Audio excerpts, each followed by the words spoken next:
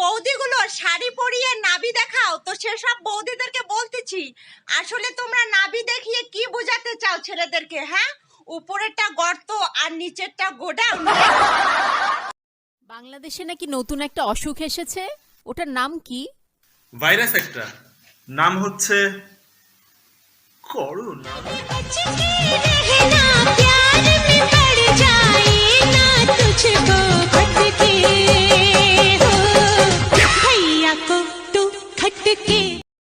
কাঁচা ঘাস দেখলে যেমন গরুর হুঁশ থাকে না, তেমনি সুন্দর ছেলে দেখলে না মেয়েদের হুঁশ থাকে না।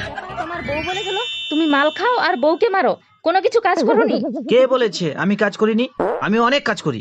কি কাজ করো? বৌদি, আমি রোজ প্রথমে খুলি, তারপর লাগাই, তারপর ঢুকাই, তারপর আধ ঘন্টা ধরে খচাক খচাক করি, তারপর পচ করে ফেলে দেই, তারপর ধুয়ে নেই। ঢেমনা শালা হারামজাদা, তুই আমাকে তোর বউ পেয়ে যাওনি যে বাজে কথা বলবি? তোকে ছুটিয়ে লাল করে দেবো। বৌদি, বাজে কথা নয়, বাজে কথা নয়, আমি ব্রাশ করার কথা বলছি।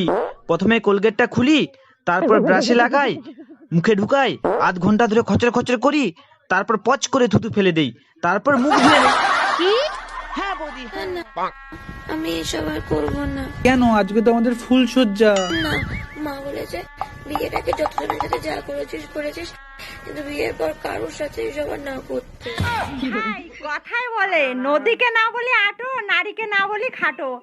1/2 ইঞ্চি ইঞ্জেকশন নিতে ভয় পাওয়া মেয়েটা আজকে বয়ফ্রেন্ডের 8 ইঞ্চি খুঁজতেছে। ভাবা যায়? যেসব ছেলেরা টাইট জামা প্যান্ট কাপড় পরা মেয়েদের দেখলে মনে মনে ভাবে এরকম যদি একটা আমার গার্লফ্রেন্ড হতো, তো সেসব ছেলেদেরকে বলতেছি, আরে টাইট জামা প্যান্ট পরা মেয়েদের তো অনেক পাবে, কিন্তু বাকি সব টাইট পাবে কি না তার কি গ্যারান্টি আছে? হ্যাঁ,